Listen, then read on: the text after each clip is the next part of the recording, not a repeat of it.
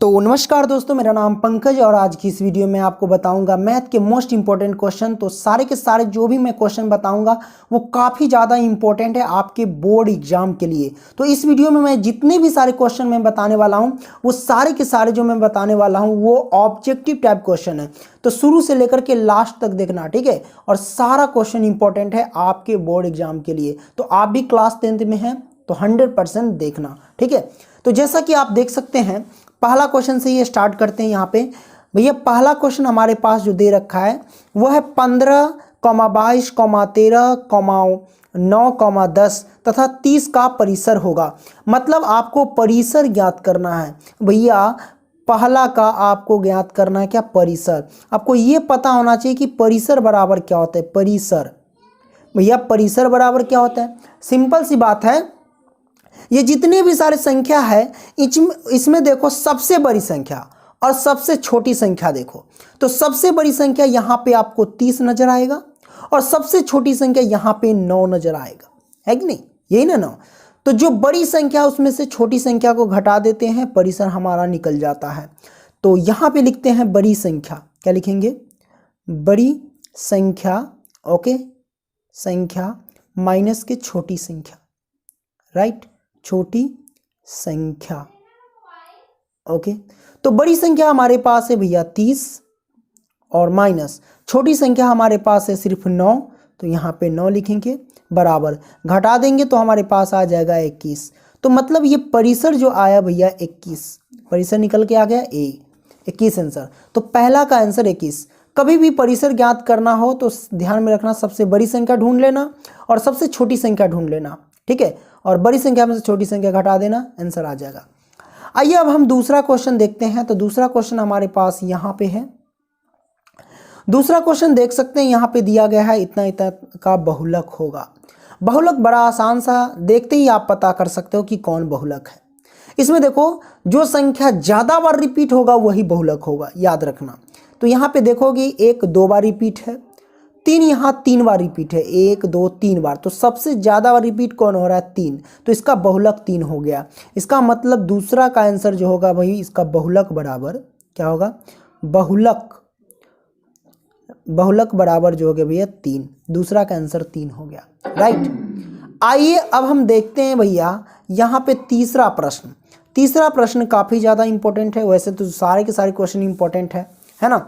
और यहाँ पे देख लीजिए, तीसरा प्रश्न कहता है कि यदि 6, 8, 9, x तथा 13 का माध्य 10 हो तो x का मान ज्ञात कीजिए। यानी x का मान आपको बताना है ना। कैसे ज्ञात करेंगे, तो आइए हम तीसरा प्रश्न सॉल्व कर रहे हैं। देख लो भैया, तीसरा प्रश्न में करना क्या है, कहता है कि 6, 8, 9, x तथा 13 ये सारे की संख्या है। तो भैया सबसे पहली बात है कि माध्य बराबर क्या दे रखा है, माध्य। तो माध्य दे रखा है 10, क्या दे रखा है 10। और माध्य बराबर फॉर्मूला होता है प्रेक्षणों का योग बट्टे प्रेक्षणों की संख्या। तो प्रेक्षणों का योग, तो यहाँ पे देख लीजिए प्रेक्षणों कितने हैं, यहाँ पे टोटल 1 2 3 4 5, इन सबको योग कर देना है। क्या कर देना है, इन सब का योग। तो पहला है 6, तो हम लिखेंगे 6 और प्लस में 8 प्लस में 9 प्लस में x और प्लस में 13। तो ये हो गया प्रेक्षणों का योग। तो जितने भी सारे संख्या सबका योग कर दिए और जितनी वाली संख्या है उसके नीचे रख दो। क्या वो संख्या 1 2 3 4 5, टोटल 5 है तो 5 नीचे रख दो। बराबर में क्या दे रखा है 10, तो 10 लिखो, ठीक है। ये आ गया हमारे पास। अब सबको हम ऐड करते हैं, तो आइए ऐड कर लेते हैं। करना क्या है, जोड़ते हैं। तो भैया 9 और 6 15 हो गया, क्या हो गया 15। 15 और 8 जोड़ देंगे तो हमारे पास हो जाएगा भैया 23। 23 और 13 हमको जोड़ना है कि नहीं। तो 3 3 6 1 3 यानी 36 होगा। तो हम लिख सकते 36 प्लस के ये x है तो x और बटे में 5 है तो 5 बराबर 10 है तो 10। इसके नीचे एक छिपा रहता है। अब हम क्या करेंगे, इससे इसमें गुना, इससे इसमें गुना, एक से इस सब में गुना करेंगे तो हो जाएगा 36 और प्लस में x, अब बराबर में 10 पचे 50, ठीक है। अब हम क्या करेंगे, इसीलिए x बराबर 50, ठीक है। प्लस का 36 है, इधर आ गया तो माइनस का 36, ठीक है। तो x बराबर हम लिख सकते हैं 50 में से 36 घटा दो। क्या करेंगे भैया, 50 में से हम 36 घटा देंगे तो 10 में से 6 गया तो भैया ये हो गया 4, ये बचा 4, 4 में से 3 गया तो 1, बोले तो 14 आंसर आ गया। तो x का मान निकल करके आ गया 14, तो तीसरा का आंसर 14 हो गया। आइए दोस्तों, है कि नहीं। तो चौथा सवाल हमारे पास दे रखा है कि बिंदुओं ए है और कॉमा कॉस, क्या है कॉस, सॉरी ऐसे नहीं दे रखा, ए कॉस थीटा है ना, क्या है ए कॉस थीटा, बिंदुओं ए कॉस थीटा, राइट।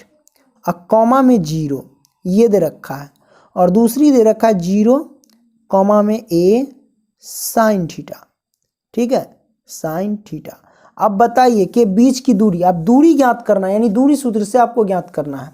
तो ये पूरा के पूरा x1, ये पूरा हो गया y1, ये हो गया x2 और ये हो गया y2, राइट। अब दूरी सूत्र, ठीक है। तो दूरी सूत्र बराबर क्या होता है, x2 माइनस के x1 का होल स्क्वायर अब प्लस y2 माइनस के y1 का होल स्क्वायर, लगा दो रूट।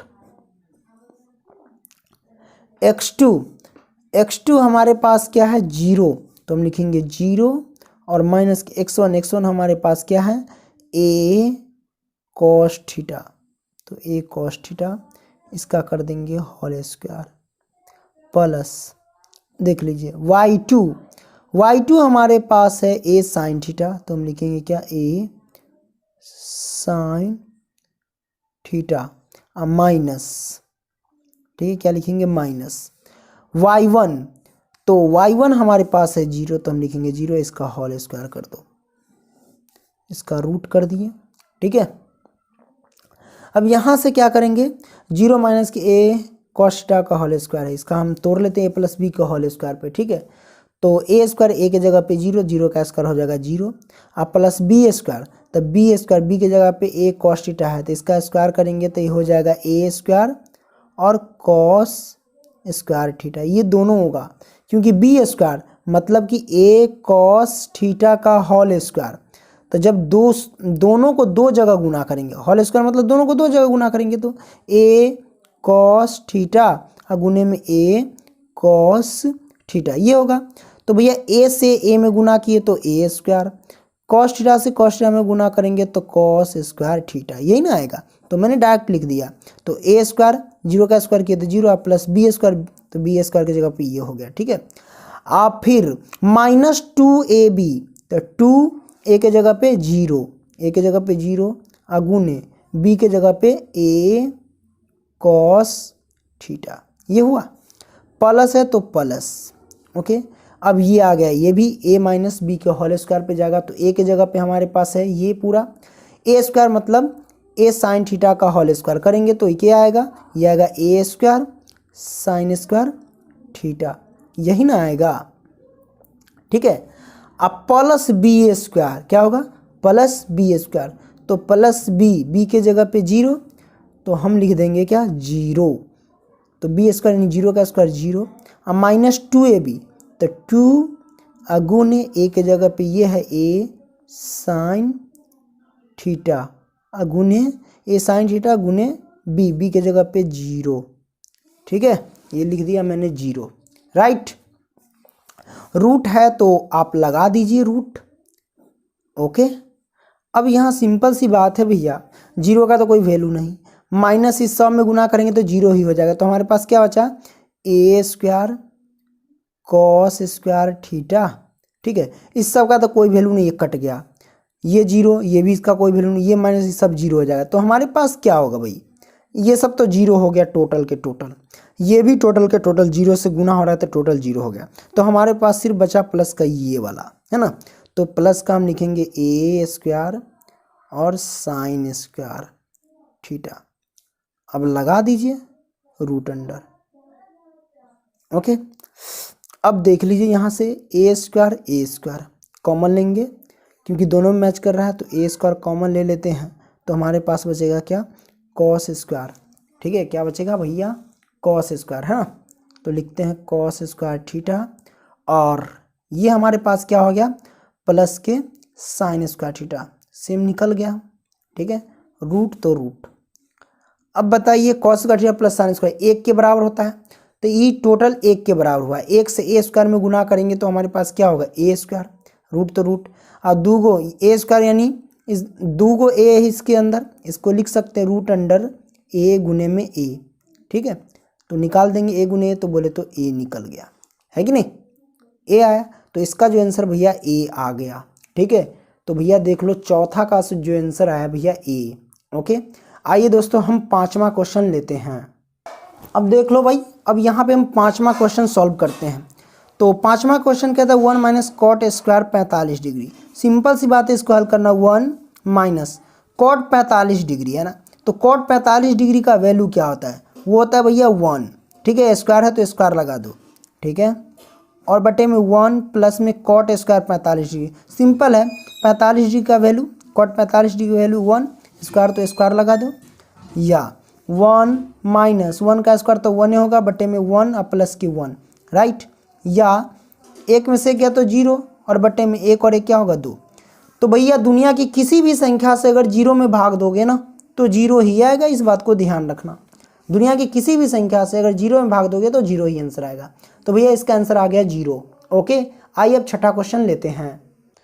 अब देख लीजिए यहाँ पे छठा क्वेश्चन, सिंपल सी बात है, छठा क्वेश्चन हमारे पास क्या है, ये है ना, साइन π/4 माइनस कॉस π/4 का मान होगा, है ना, ये हमको निकालना है। ठीक है, तो साइन है भैया तो साइन लिखेंगे। ओके, अब पाई की वैल्यू क्या है 180 डिग्री और बट्टे में 4 माइनस कॉस 100 पाई का मान, देखो जब भी त्रिकोणमिति में बात किया जाए तो डिग्री में 180 डिग्री ही वैल्यू लिखना। ठीक है, 22/7 3 ये मत लेना। ठीक है, तो साइन पाई की वैल्यू त्रिकोणमिति में रख लेना है 180 डिग्री, क्योंकि डिग्री हम रखते हैं ये, माइनस कॉस पाई का मान 180 डिग्री और बट्टे में क्या हो जाएगा 4, तो 4। आइए सॉल्व करते हैं।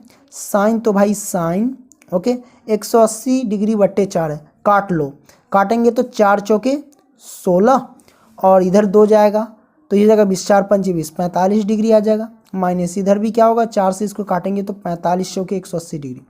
ओके, ये हमारे पास आएगा। अब देखो साइन 45 डिग्री का वैल्यू क्या होता है, वो होता है 1/√2। ठीक है, माइनस इधर भी कॉस 45 डिग्री का मान 1/√2, यानी सेम होता है वैल्यू। अब देखो ये सेम है, इसमें से इसको घटाएंगे तो हमारे पास डायरेक्टली आ जाएगा 0 आंसर। क्या आ जाएगा भाई 0 आंसर। ओके, सेम है, इसमें से और इसमें घटाएंगे तो 0, ये तो आंसर आएगा, ये कट जाएगा, प्लस का 1 माइनस का 0 आंसर। ठीक है, तो छठा का हमारे पास हो गया भैया 0 आंसर। अब देख लो भाई 7वां क्वेश्चन, 7वां को सॉल्व करते। देखो p इंटू एक्स इतना इतना में बहुपद का घात होगा। भाई घात बताना ये तो सिंपल है, तो घात बताना है, आप आंख बंद करके देख लो कि जो सबसे बड़ा घात होगा लटका होगा ना वही आंसर है। तो इसमें देखो x है ना, इसके ऊपर 1 छिपा रहता है, तो इसमें देख लो सबसे ऊपर सबसे ज़्यादा संख्या वाला कौन लटका हुआ है, तो ये 2 सबसे बड़ी संख्या है, ये इसका इस बहुपद का घात 2 हो गया। मान लेते हैं कि यहाँ पे अगर रहता है ऐसे कि x के घात 3 प्लस के 3x² और प्लस के 2 ऐसे रहता, तो इसमें बहुपद का घात कौन होता 3 होता, क्योंकि सबसे ज़्यादा बड़ी संख्या ये है 3। ठीक है, वो यानी बड़ी संख्या देख लेना, इसमें से कौन होगा वो घात कहलाता है। ठीक है, मान लो कि ये 5 रहता, ये 3 रहता, तो बड़ी संख्या ये 5 हो जाता घात के रूप में, तो ये 5 इसका आंसर हो जाता। तो यहाँ पे घात 2 है तो इसका आंसर 2 हो जाएगा। ठीक है, 7वां का बड़ा आसान सा क्वेश्चन था। आइए अब देखते हैं 8वां का। प्रथम 4 सम संख्याओं का माध्य होगा, तो माध्य निकालना है, तो प्रथम 4 सम संख्या आपको निकाल लेना है। तो स्टार्ट करते हैं। देखिए 2, पहला जो 2 सम संख्या, एक तो है नहीं, 2 के बाद 4 के बाद 6 के बाद 8, तो 4 गो सम संख्या हुआ, 1 2 3 4 गो सम संख्या हो गया। तो वही कहता है प्रथम 4 सम संख्याओं का माध्य ज्ञात करना है। भैया माध्य ज्ञात करना है, क्या करना है माध्य।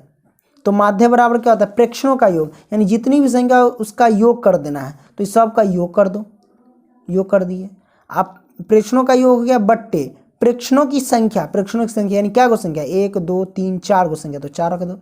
सबको जोड़ेंगे तो कितना होगा 8 6 14, 14 4 18 2 20 होगा। अब बट्टे में 4, 4 से काटो 5 चौके 20, ठीक है। तो ये आ गया, यानी 5 आंसर आ गया, माध्य हो गया 5 आंसर, ठीक है। ये निकल के आया 8 का, ठीक है। 8 तो हो गया। अब यहाँ पे हम देख लेते हैं 9। ये देख लो, बहुत इंपॉर्टेंट क्वेश्चन है, दिमागी क्वेश्चन। ए बी सी समांतर श्रेणी में हो तो बी का मान ज्ञात कीजिए। अब बताइए भैया, कहता ए बी सी समांतर श्रेणी में है तो बी बराबर होगा, कैसे निकलेगा? ए बी सी कहता है समांतर श्रेणी में है तो बी बराबर क्या होगा? तो सिंपल सी बात है, देख लीजिए, जब समांतर श्रेणी में हो तो डी बराबर क्या होगा? देखो डी हम कैसे निकालते हैं, आगे वाले पद में से पीछे वाले पद घटाते हैं। तो हम डी अगर निकालेंगे तो बी माइनस के होगा, क्या होगा? बी माइनस के ए होगा, होगा कि नहीं? बी माइनस के ए, ओके। वही करते आगे वाले में से पीछे वाले, या फिर सी माइनस के बी कर सकते हो। क्या कर सकते हो? सी माइनस के बी, यानी आगे वाले पद में से पीछे वाले पद घटाते हैं। तो मैंने तो डी निकाले, यहाँ भी सब डी निकालने का जरिया है। इन दोनों को क्या कर दो? बराबर कर दो। हमको बी की वैल्यू ज्ञात करनी है, ठीक है, क्योंकि कहता है ए बी सी समांतर श्रेणी में है ऑलरेडी। तो मैंने क्या किया, डी निकाल करके 2 बार दोनों को बराबर कर दिया। अब यहाँ से क्या करेंगे, सिंपल सी बात है, बी है तो बी लिखो, ये माइनस का बी है, बराबर से इधर लाएंगे तो प्लस का बी होगा, बराबर में ये सी है तो सी, माइनस का ए है, इधर आया प्लस का ए हो जाएगा, यानी पक्षांतर करेंगे तो एगो बी दूगो बी, अब बराबर सी प्लस के ए, या ए प्लस सी कह सकते हो, ठीक है। तो इसीलिए क्या होगा, बी बराबर सी प्लस के ए, और 2 गुना में तब बट्टा में आ जाएगा। तो सी प्लस के ए बाई 2 बी का वैल्यू आ गया, ठीक है। ये ऑप्शन में होगा, या इसको ऐसे दिया होगा कि ए प्लस के सी या बट्टे में 2, ठीक है, ये भी दे सकता है, उलट पुलट कर देगा। तो 9वां क्वेश्चन सॉल्व हो गया बड़ा आसानी से। आइए हम 10वां प्रश्न लेते हैं। 10वां है √3 सेक थीटा बराबर 2 हो तो थीटा का मान ज्ञात कीजिए। सिंपल सी बात है 10वां को निकालना। देखिए √3 सेक थीटा बराबर 2 है, तो हम क्या करते हैं, सेक थीटा है तो लिखते हैं सेक थीटा, क्या लिखते हैं? Sec theta. अब बराबर 2 तो 2, ठीक है। √3 दोनों में गुना के समय बराबर से इधर लाएंगे तो बट्टा में आ जाएगा √3, ठीक है। ये आ गया, कोई दिक्कत नहीं। अब देख लो सेक थीटा इधर 2/√3, तो यहाँ सेक थीटा है तो सेक थीटा लिखो, क्योंकि हमें थीटा के वैल्यू निकालना है। अब 2/√3 से कितना डिग्री का मान होता है ये आपको पता करना है, ओके। तो भैया ये जो होता है सेक 30 डिग्री का मान होता है। क्या होता है? सेक 30 डिग्री का वैल्यू होता है। अब सेक से सेक कट गया, सेक से सेक कट गया, तो थीटा बराबर हो गया 30 डिग्री, ठीक है। तो ये हमारे पास आ गया, थीटा का मान 30 डिग्री आ गया। तो ये 10 के 200 जो प्रश्न थे वो काफ़ी इंपॉर्टेंट है, मैंने आपको बताया। ऐसे ही क्वेश्चन मैं लाता रहूँगा, आप लोग डिस्क्रिप्शन बॉक्स में चेक करना जरूर, ठीक है। चलो मिलते हैं अगली वीडियो में, तब तक के लिए बाय।